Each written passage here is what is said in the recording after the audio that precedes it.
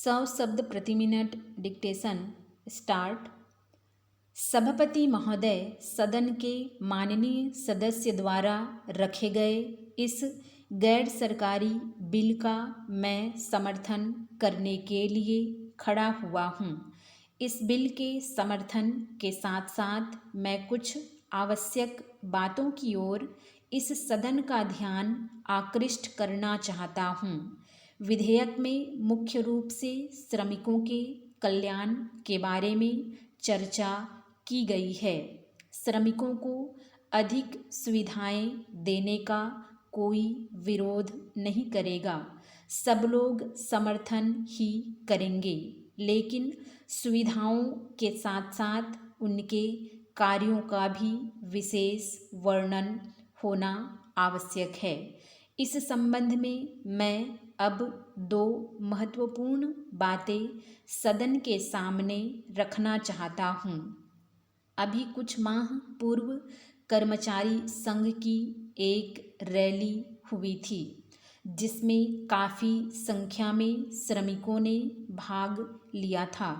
इसमें विभिन्न संगठनों के श्रमिक शामिल हुए थे। इनमें से अधिक श्रमिक हिंदी भाषी क्षेत्रों के थे। वहाँ पर उन्होंने शिकायत की कि जहाँ भी काम करने जाते हैं, हमारे बच्चों की शिक्षा का कोई ध्यान नहीं रखा जाता। वहाँ हिंदी माध्यम के स्कूल नहीं होते, जिस कारण चाहते हुए भी हम अपने बच्चों को शिक्षा नहीं दे पाते। अंग्रेजी स्कूलों में हमारे बच्चों को दाखिला नहीं मिलता, क्योंकि हम उतना पैसा खर्च नहीं कर पाते। मजदूरों का कल्याण तभी संभव है जब उनके बच्चे शिक्षित हों, लेकिन उसकी उचित व्यवस्था न होने के कारण उन्हें परेशानी का सामना करना पड़ता है। अतः मैं निवेदन करना चाहता हूँ कि जहाँ श्रमिक कार्य करते हैं, उनके मालिक का यह कर्तव्य है कि वह उनके बच्चों की शिक्षा का प्रबंध करें और उनको उसी भाषा में शिक्षा दी जाए जिस भाषा को वे समझते हैं। इससे उनकी कुछ समस्या तो हल अवश्य हो जाएंगी। दूसरी बात खदानों में होने वाली दुर्घटनाओं से संबंधित है।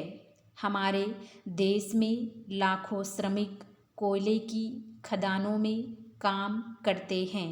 वहाँ पर समय समय पर दुर्घटनाएं होती रहती हैं, जिससे श्रमिकों को बहुत नुकसान होता है। ऐसे संकट के समय में जो सहायता उनको मिलनी चाहिए, वह आसानी से नहीं मिल पाती।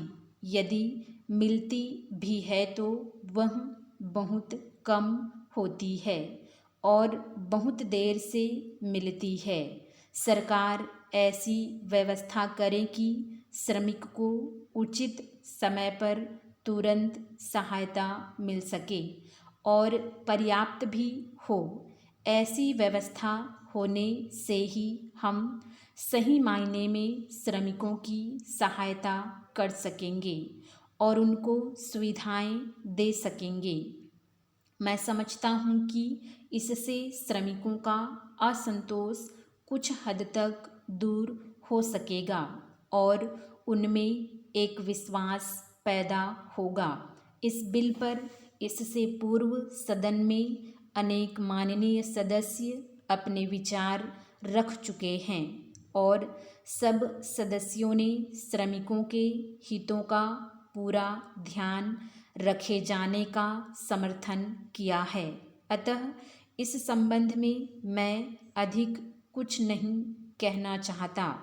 मैं समझता हूँ कि हम सभी को इस गरीब श्रमिकों और उनके परिवारों की सुख सुविधाओं का विशेष ध्यान रखना चाहिए और उनकी आवश्यकता के समय हर प्रकार से पूरी सहायता देनी चाहिए। स्टॉप।